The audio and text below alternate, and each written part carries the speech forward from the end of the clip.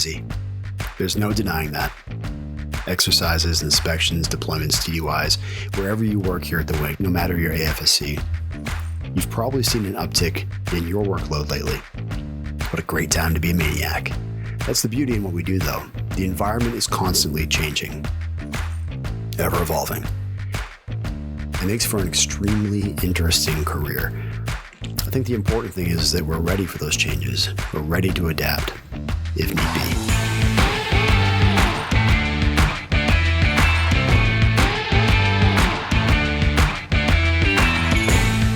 For those of you who don't know, this is the MAINEiac radio show. My name is Master Sergeant Andy Sinclair, recording in the PA studio where the coffee is hot and the sound waves are flowing. God, that was weak. Today we have Colonel Ian Gillis, the 101st Airfield Wing Commander.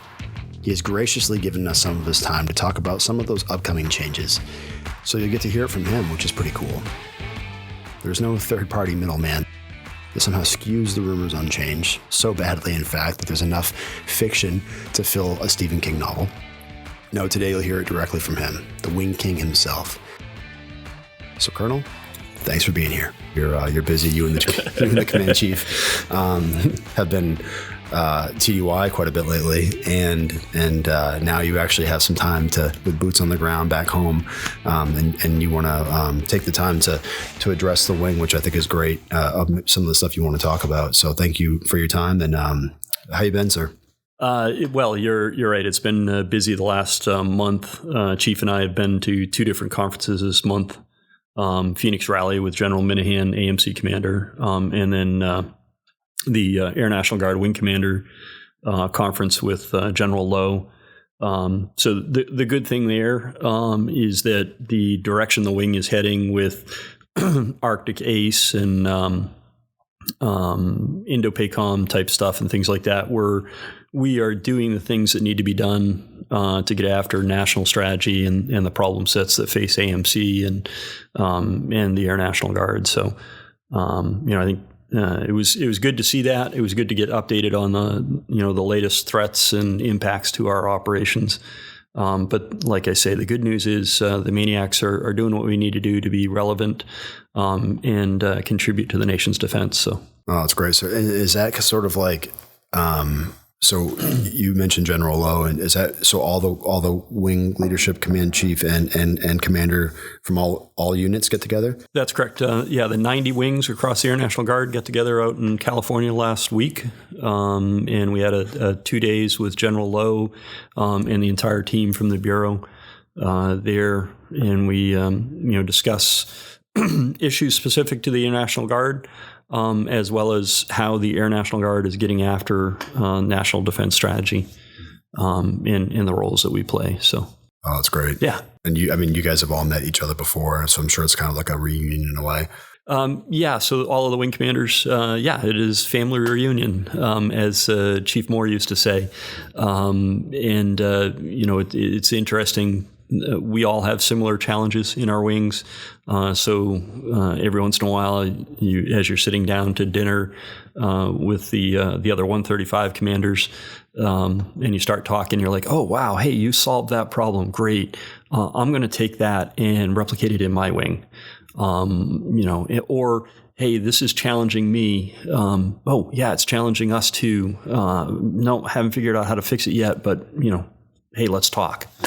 We're always better as a team than we are individuals. So, it's a huge benefit there. And I would say that what a great group of American citizens, airmen, citizen soldiers to work with. I'm sure a ton of crazy experience with crazy backgrounds too. I can only imagine. As everyone knows, I've got 34 years, 35 years in service. There are some that have more than that. And then there are others that have time in the Navy, or we're in the Army. One of the wing commanders was an air cav helicopter pilot and has got combat experience. And they bring that experience to wing command with a 135 unit. That's cool.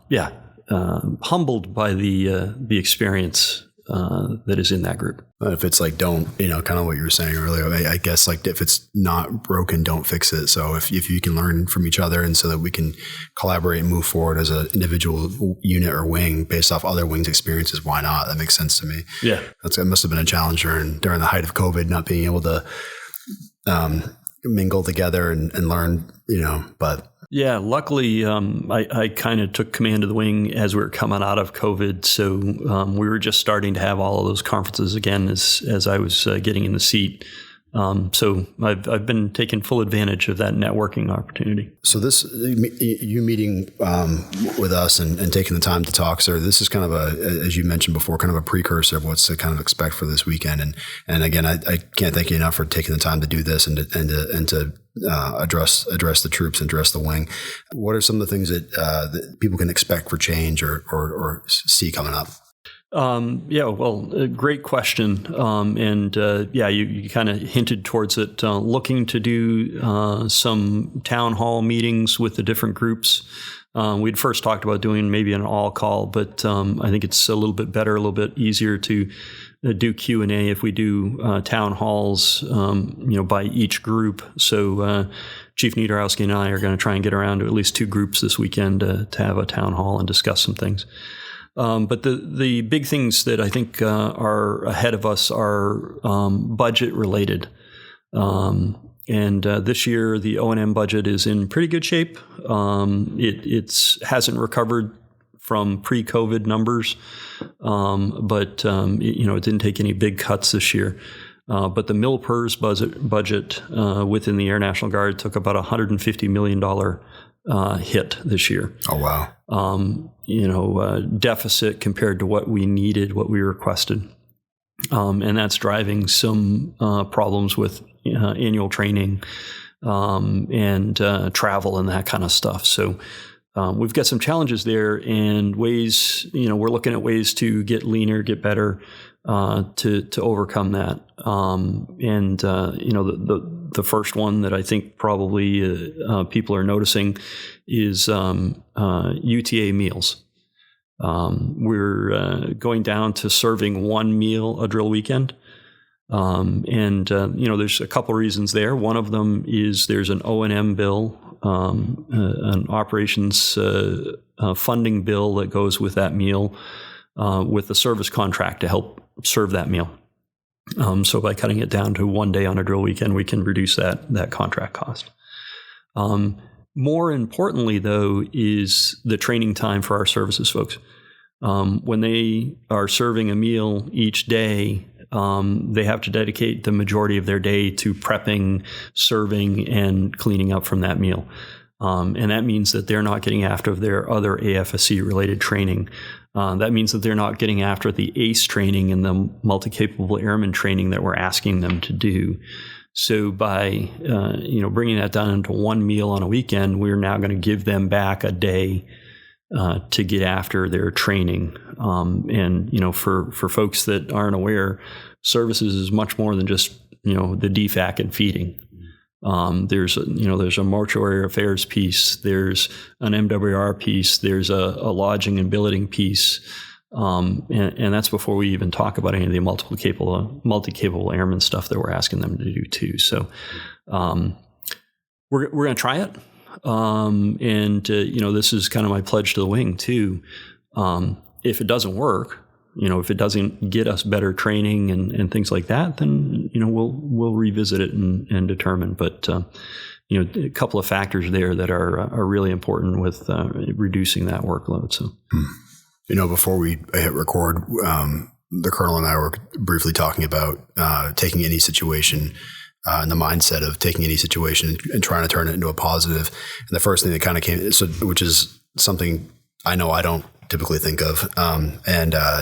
So that being so fresh in my mind and hearing you talk about us going down to 1 meal a weekend, this might be a great opportunity for individual shops and for supervisors to maybe plan something, whether it's grilling or, kind of having I guess the first thing that comes to mind is a guard picnic where they can collaborate with their team members and get to know each other on a personal or interpersonal basis. And maybe it might be a good opportunity for that.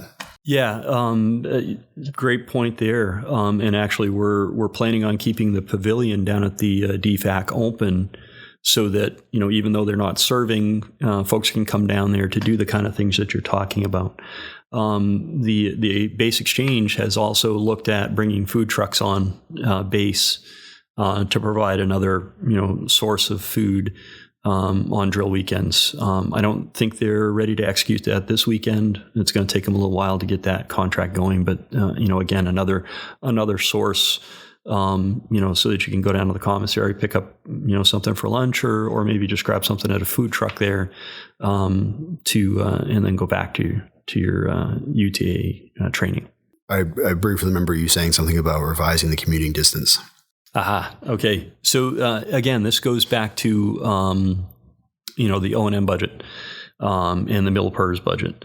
So we're required by AFI to establish a commuting distance, and that affects annual training, ST, and that kind of stuff. And it, in that way, impacts the MILPERS. As we looked at our current commuting distance and the distance from the base, it didn't make sense.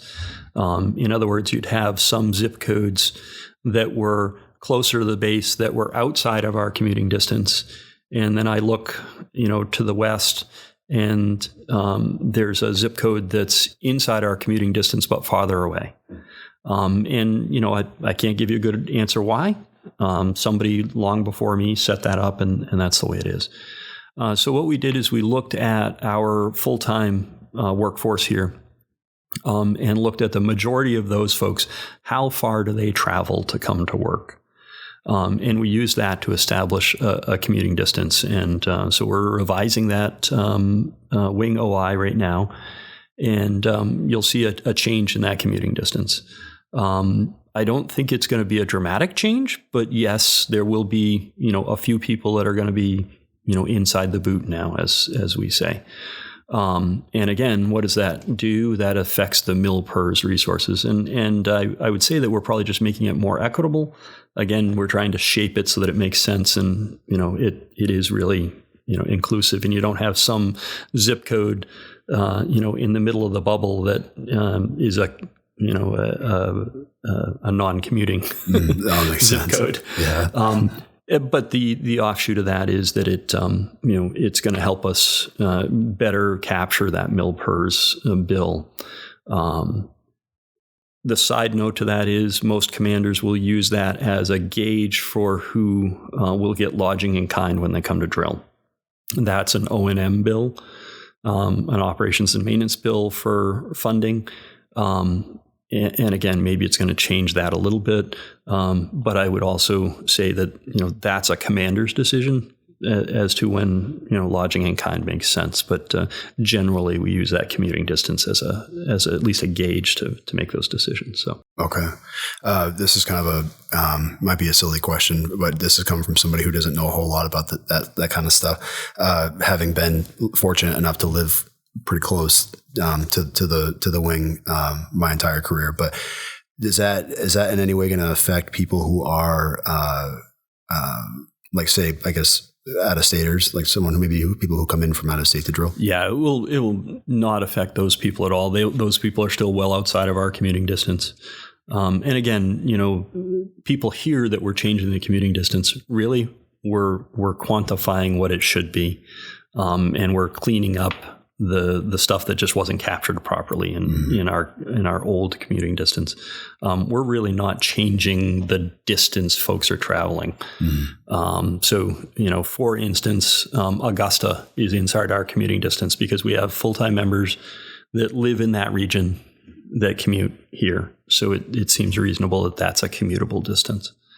And then there were some zip codes, in the Pittsfield area that were outside for some reason.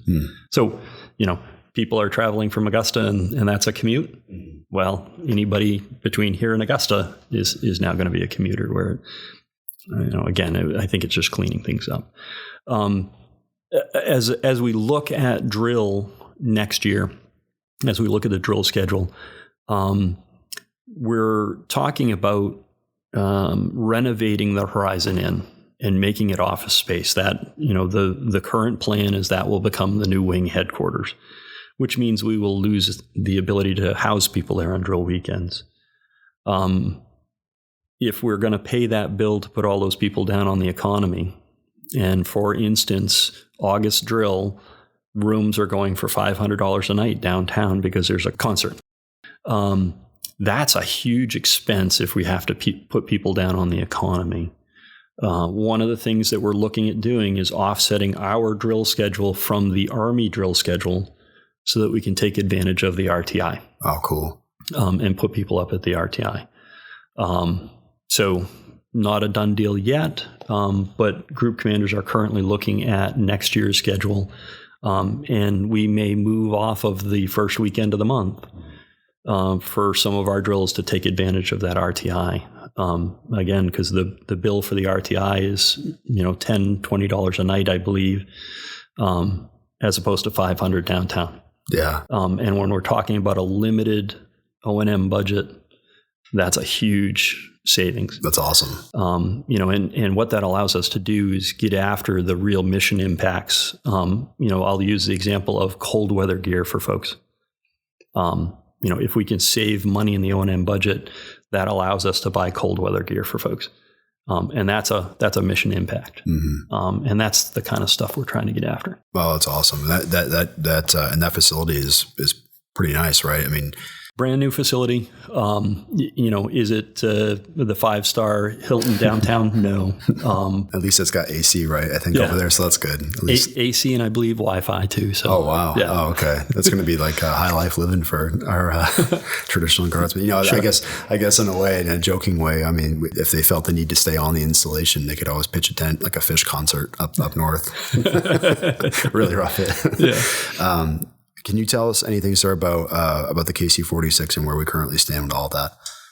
Great question. And, people have been asking that question here for months, and I haven't been able to give them really anything new. Good news. Last week, we heard from General Lowe that the SECAF has seen the basing criteria and had no objections. So we've passed that hurdle. We now have criteria to use to determine what the next unit will be to get the 46. Timeline-wise, though, the A5, A8 division down at the Guard Bureau is the division that does this, reviews the basing criteria and does the evaluation. They're currently working on the C-130J basing action. General Lowe is hopeful that by September they will have 4 preferred and 4 alternate locations identified for the next group of C-130Js that are coming out. That's the decision that has to be made before A58 can look at the KC-46. With that in mind, I'm hopeful that we'll start the process maybe October 1st. And if it goes smoothly, maybe we're at some sort of decision point by December. I'm very cautious there because the C-130 thing has to be finished before they can start ours. So if there's any delays or hiccups there, then it's going to push ours out. But the good news is that the SACAF has seen it. No objections, thumbs up. We can move forward there. And so now it's just in the queue when we get to it. I've seen a draft of the basing criteria. I think it's fair. I think it's looking at the things that we should look at. It doesn't necessarily favor us. It doesn't hurt us either. It's good, a good basing criteria. I'll be honest. I wish it said, the next base needs to start with bang and end in or, right? And and we could just be done and they'd be coming our way, but that's not the case. Mm-hmm. But could be a busy fall for us to put that criteria together and answer all of that information. It sounds like it's a true military fashion where it's a kind of a waiting game, and it's, I'm sure all of you guys and as the rest of us, we just want answers. We just want to know. It's like, like with everything, it's got to need it now, but patience sounds like it's probably key in this and keeping on top of our IMR stuff and all that jazz. Right. Yeah. So, in the interim, if the airman on the street asks, what can I do to help? Keep your IMR up, keep your training up, keep your readiness up. Those are all the types of metrics that will be important. And when the data call comes, you don't want to have all your stuff overdue. Mm. So, stay on top of that stuff. That's what can get us to good. Yeah, you're right. What did I learn at basic training? Hurry up and wait.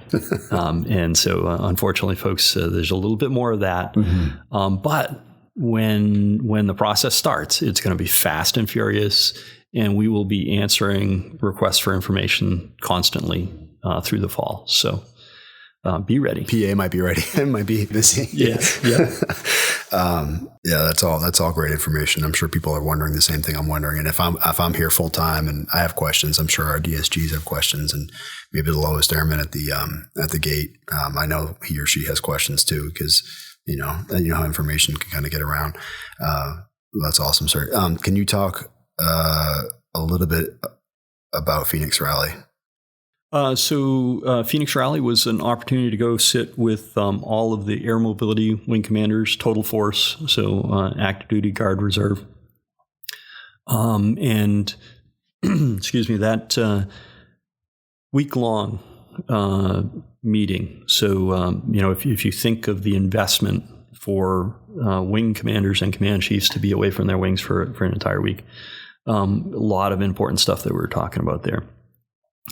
Mainly focusing on the Indo-PACOM fight, as well as the readiness of our airmen.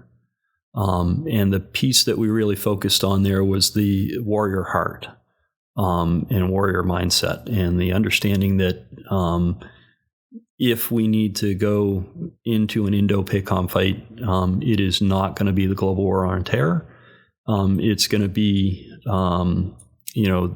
a fight like our forefathers did, island hopping across the Pacific in World War II, and it'll be tough. There's some mental resiliency that is required there. So we spent a whole day talking about that, ways that we can improve the programs in our wings. We're going to try and adopt some of that stuff, and hopefully we'll see that roll out here throughout the summer. But having that warrior heart, that warrior mindset is important for our airmen. And then the other half of the week was looking at, how do we prepare and how do we execute operations in the Pacific. At the end of that week, we actually went to the SOCOM compound down at MacDill, went into their skiff and briefed how we would go about doing that. I was lucky enough to be one of the briefers, and I got to look at the Homeland Defense piece of what would be happening here, CONUS, as something was going on in the Pacific. Really? Yeah, and got to brief, what the Air National Guard and tankers would be contributing to that Homeland Defense piece. And that was a SOCOM community that you were briefing? So we were in the SOCOM facility, okay, because they had an area large enough for us to, at the proper classification level, to talk about it. The General Minahan, General Alvin, Vice Chief of Staff, was there. And then, cascade the list of generals beyond that. Mm-hmm. And then, of course, all of the wing commanders and command chiefs were there as well. There was about 20 of us wing commanders from active guard reserve that all briefed on different pieces of the plan. Again, as I look at that crowd, a little bit humbled that, that this cat gets to sit in and stand up in front of that crowd and talk. I think saying that I'd be nervous would be an understatement. What was that like? What was that whole? Yes. I'm not a big fan of public speaking, although I tend to do it a lot. When you stand up in front of that crowd, it's a whole new level of public speaking. Mm-hmm. All eyes on you. Yeah. But it's a topic that I'm well versed in. Obviously, we've been doing the Homeland Defense piece up here for a long time. My time in wing plans, my time in the IG, I'm pretty good at that topic. So, just dig in and tell the boss, what's going to occur and where the LMFACs are. And I did hear from General Lowe that the briefing was really well received. And that although they'd heard a lot of it before, this was the first time that it was all stitched together and presented at once. And he said it was eye-opening. Really? So that's good. Our senior leaders understand, how difficult that will be and how it will be a whole of nation approach if we find ourselves in a conflict like that. Wow. So, that's crazy. Did Chief Niederowski get up and talk to, or?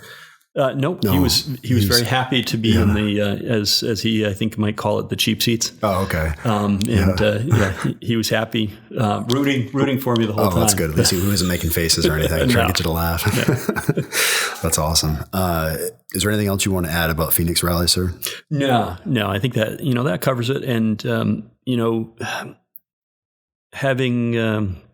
I oftentimes think about the cost of going to these conferences and is it really worth it? And General Farnham once told me years ago that you'll never know whether it was worthwhile to go to the conference until you've gone to it. Mm. And he said, you should always go if you can, because this might be the conference where they talk about something really important. Mm. So that kind of rings in the back of my mind every time I think, do I really want to spend a week? Do I really want to spend the per diem to go do this? The airline fare and things like that.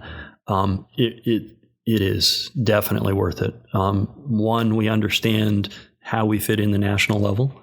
And two, we can help influence that. And that's what I saw, during my time briefing there, is that understanding how the Guard fits into it, I was able to convey that to our commanders at the national level, so they understand. Mm-hmm. And that's really important. Yeah, that's awesome. And it sounds like you guys are talking about real stuff that it really is relevant and pertinent to what we're doing. It's not like you're going to a school to shoot a DSLR camera, or something, which is equally, and it's fun, but maybe not as important. I actually have a question for you, sir, if you don't mind, regarding, I don't think we've had anybody on the podcast to talk about the newly appointed official name for our base. I know we've talked about it in the stand-up and maybe amongst our groups and stuff, but nothing public yet.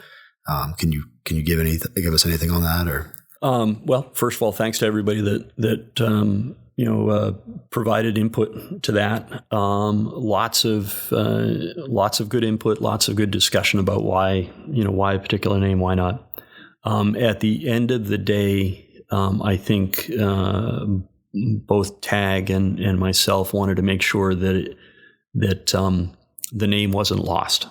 He wanted to make sure that we didn't lose our geographic identity in the name. So Bangor Air National Guard Base it is. Mm-hmm. Now, for everybody that thinks that's not a change, our official designation has always been 101st Air Refueling Wing at Bangor International Airport. So we haven't really had a base name. We've always been just on the airport. And so now it's official. We are really Bangor Air National Guard Base. Which is a much shorter acronym. Sounds a lot better. The last one's a mouthful. Our geographic identity is really important.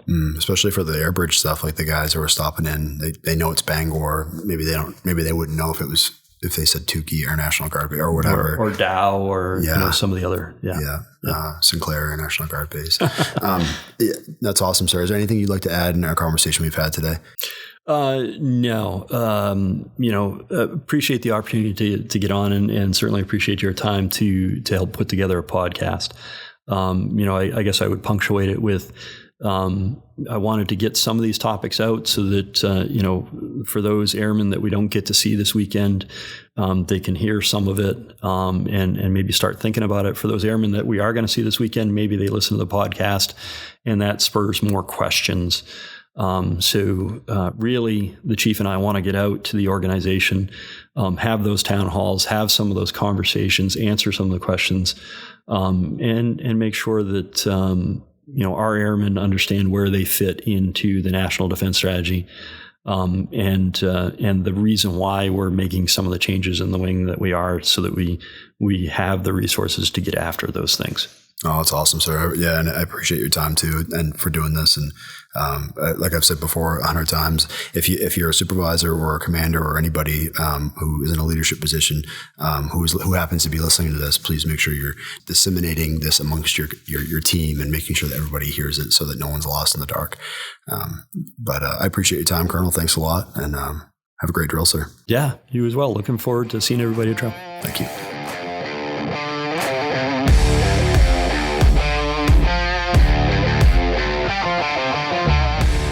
Once again, please help get this information out to the masses. Share this podcast. Talk to your teams. Share the knowledge. Summer is almost here, thankfully. And with it, all the fun activities.